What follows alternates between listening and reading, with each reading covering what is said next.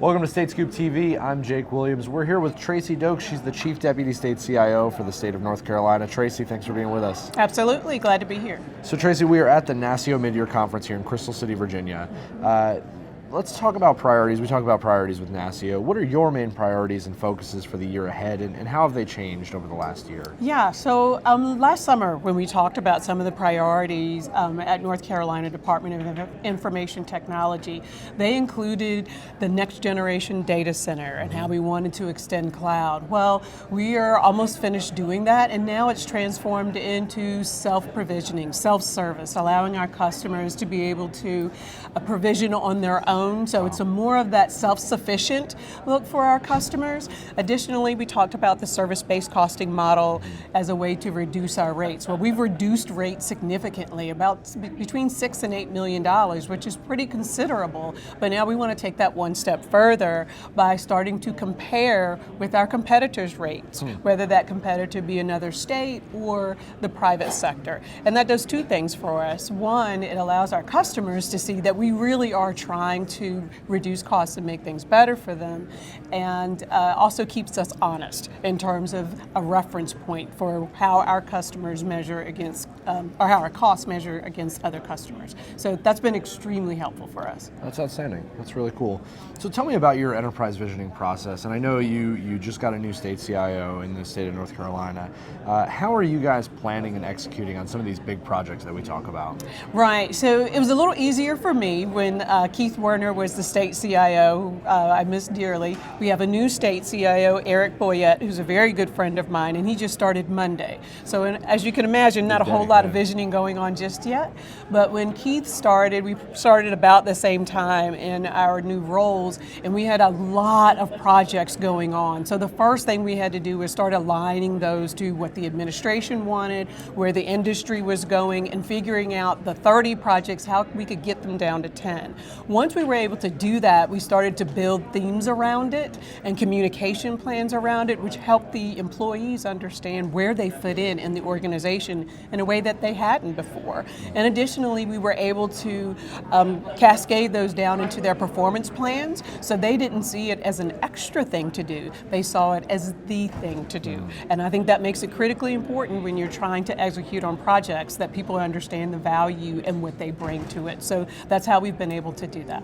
So that's really cool, and that's interesting. It's interesting to hear how that has transitioned between CIOs and now the work that you have to do. Yeah, absolutely. So we talk a lot about buzzwords at conferences like these. What's the biggest buzzword that you find yourself getting tired of, and how are you channeling the ideas that it represents into action in North Carolina? Okay, I really cringe when I hear thought leadership. I really do. I don't even know what that means. And every time I hear it, it's like, what? Are you thinking like a leader? Did you have thoughts that were leadership-like?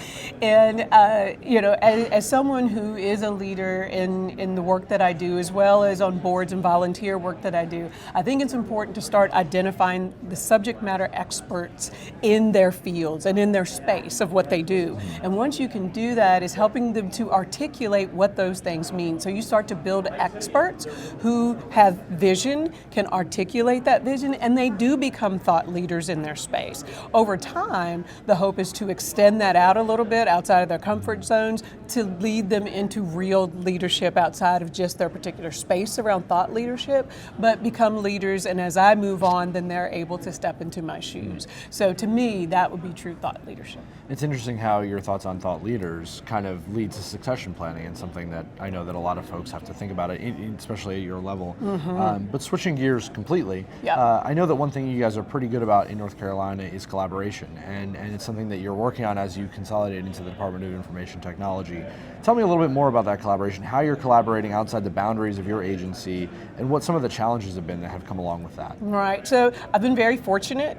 Keith and I both were, and now Eric Boyette, we were all CIOs for state agencies and had been for many years. So that gives us a deeper trust and relationship with the other CIOs services and agencies that other people may not have. So there's a history there.